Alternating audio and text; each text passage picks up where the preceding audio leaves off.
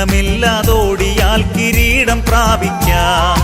ഭാരം പാപം തള്ളി ലക്ഷ്യം നോക്കി നേരെ മുന്നോട്ടോടി ഓട്ടം തികയ്ക്കാം. കാലവും സമയവും മുന്നോട്ട് മാത്രം നീങ്ങിക്കൊണ്ടിരിക്കുകയാണല്ലോ. നമ്മുടെ ജീവിതവും അതിനനുസരിച്ച് മുന്നോട്ട് നീങ്ങിക്കൊണ്ടിരിക്കുകയാണ്. പഴയ നാളുകളെ പിന്തള്ളി പുതിയ വർഷത്തിൻ്റെ നാളുകളിലൂടെ നാം മുന്നോട്ട് പ്രയാണം ചെയ്തുകൊണ്ടിരിക്കുകയാണ്. ജീവിതത്തിൽ ഏതെല്ലാം കാര്യങ്ങളിൽ നമുക്ക് മുന്നേറുവാൻ കഴിഞ്ഞിട്ടുണ്ട്, അതൊന്ന് ഓർക്കുന്നത് നല്ലതാണ്. മുന്നോട്ടുള്ള പ്രയാണത്തിൽ പല കടമ്പകളും കടക്കാനുണ്ട്. അവയിൽ തടസ്സമായി നിൽക്കുന്നത് കണ്ട് നിസ്സംഗരാകാതെ മുന്നോട്ട് പോകേണ്ടത് ആവശ്യമാണ്. ഈജിപ്തിലെ അടിമത്തത്തിൽ നിന്നും മോശയുടെ നേതൃത്വത്തിൽ കനാൻ നാട്ടിലേക്ക് തിരിച്ച ഇസ്രായേൽ ജനതയുടെ പ്രയാണം മരുഭൂമിയിൽ കൂടിയായിരുന്നു. ദൈവം അവർക്ക് എല്ലാ സംരക്ഷണവും നൽകി മുന്നോട്ട് പോകുമ്പോൾ ചെങ്കടലിന് മുമ്പിൽ യാത്ര തടസ്സപ്പെട്ടു. കാരണം പിന്നിൽ സർവ്വസൈന്യ സന്നാഹത്തോടെ പാഞ്ഞു വരുന്ന ഈജിപ്ഷ്യൻ സൈന്യം. മുന്നോട്ട് പോകാൻ കഴിയാതെ മുന്നിൽ കടലാണ്. വലിയ പ്രതിസന്ധിയിലായി. ജനം നിലവിളിക്കാൻ തുടങ്ങി. മോശയും വിഷമത്തിലായി. എന്നാൽ ദൈവം അവരോട് കടലിലൂടെ നടന്നു പോകാൻ കൽപ്പിച്ചു. അവർ വിശ്വാസത്തോടെ മുന്നോട്ട് കുതിച്ചു. കടലിലെ വെള്ളം അവർക്ക് വഴിമാറിക്കൊടുത്തു. ഉണങ്ങിയ നിലത്തുകൂടി അവർ അക്കരെ എത്തുവാനായിട്ട് ഇടയായി തീർന്നു. മാത്രമല്ല, അവർക്ക് മുന്നോട്ട് പോകുവാൻ കഴിയാതെ വണ്ണം പ്രതിരോധിച്ച ഈ ഈജിപ്ഷ്യൻ സൈന്യം ചെങ്കടലിൽ മുങ്ങിത്താഴുകയും ചെയ്തു. തടസ്സങ്ങൾ മുന്നോട്ടുള്ള യാത്രയ്ക്ക് വിനയാകുമ്പോൾ ദൈവത്തിൻ്റെ കരുതൽ ജീവിതയാത്ര തുടരുവാൻ നമ്മെ സഹായിക്കുന്നു. ദൈവത്തെ കൂടാതെ ജീവിതം മുന്നോട്ട് നയിപ്പാൻ ശ്രമിച്ചാൽ, സ്വയം അങ്ങനെയുള്ള പരിശ്രമം നടത്തിയാൽ അത് പരാജയം തന്നെയാണ് നമ്മൾ ഏറ്റുവാങ്ങേണ്ടി വരിക. ബൈബിൾ പറയുന്നു, ദൈവം നമുക്ക് അനുകൂലമെങ്കിൽ പ്രതികൂലമാർ.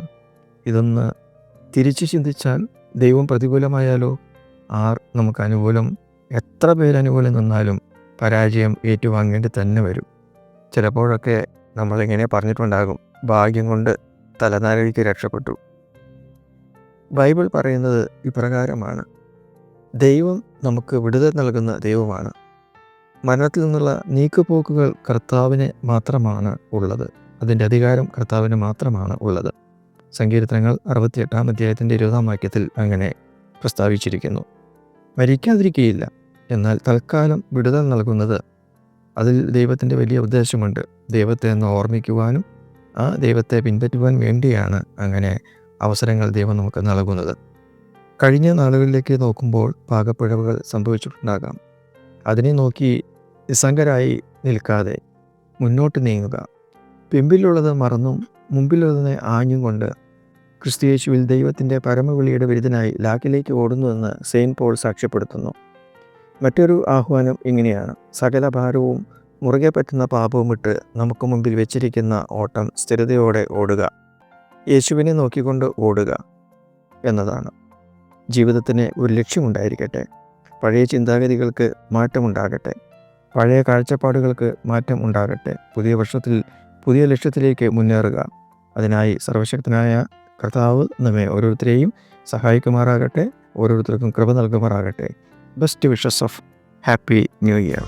ഓട്ടമോടുവാൻ അനേകർ മുൻ വന്നെങ്കിലോ ലോത്തിൻ ഭാര്യ പോലെ പിന്നിൽ നോക്കി നിന്നു പോയി. അങ്ങുമിങ്ങും നോക്കിയാൽ നീ മുന്നിൽ പോയിടാ. ഭംഗമില്ലാതോടിയാൽ കിരീടം പ്രാപിക്കാം.